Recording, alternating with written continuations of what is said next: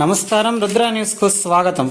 అకాల వర్షంతో తడిసిన వడ్లను వెంటనే కొనుగోలు చేయాలని, రైతుల పంట నష్టంపై తక్షణమే సర్వే చేయించాలని సిపిఐ జాతీయ కార్యవర్గ సభ్యులు మాజీ ఎమ్మెల్యే చాడ వెంకరెడ్డి ప్రభుత్వాన్ని కోరారు. మంగళవారం రోజున సాయంత్రం కురిసిన భారీ వర్షాలకు దెబ్బతిన్న మామిడి, బత్తాయి రైతుల పంటలకు నష్టపరిహారం అందించేందుకు ప్రభుత్వం తక్షణమే వ్యవసాయ, రెవెన్యూ అధికారులతో సర్వే చేయించి అంచనాలు రాష్ట్ర ప్రభుత్వానికి అందించేందుకు చర్యలు చేపట్టాలని సిపిఐ జాతీయ కార్యవర్గ సభ్యులు మాజీ ఎమ్మెల్యే చాడ వెంకరెడ్డి అన్నారు.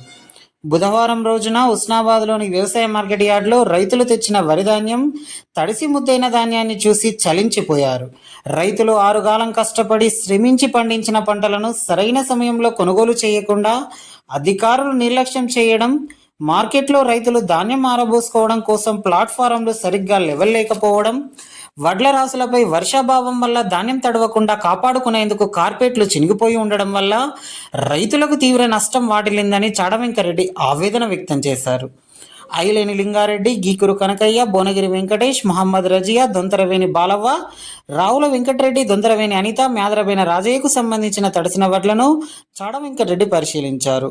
రైతుల ధాన్యం తడవకుండా కొత్త కార్పెట్లు తెప్పించి తడిసిన ధాన్యము వెంటనే కొనుగోలు చేసి వడ్లు కాంటపెట్టిన రోజునే రైతులకు ఎలాంటి షరతులు లేకుండా ధాన్యం బిల్లులు చెల్లించాలని ప్రభుత్వాన్ని కోరారు.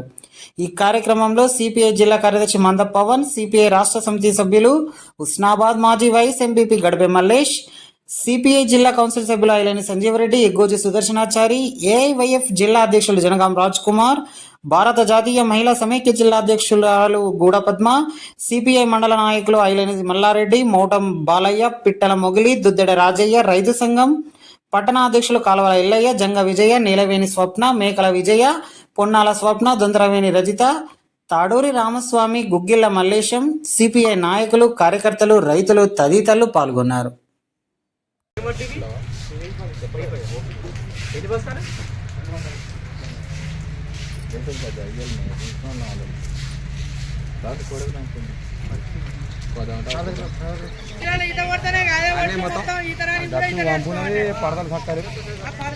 పరదలు మంచి ఇస్తారు అన్ని ఇస్తారు చెప్పాలి మరి మీరు పరదలు కానీ మొత్తం చినిపోయిన పరదలు ఇస్తారు.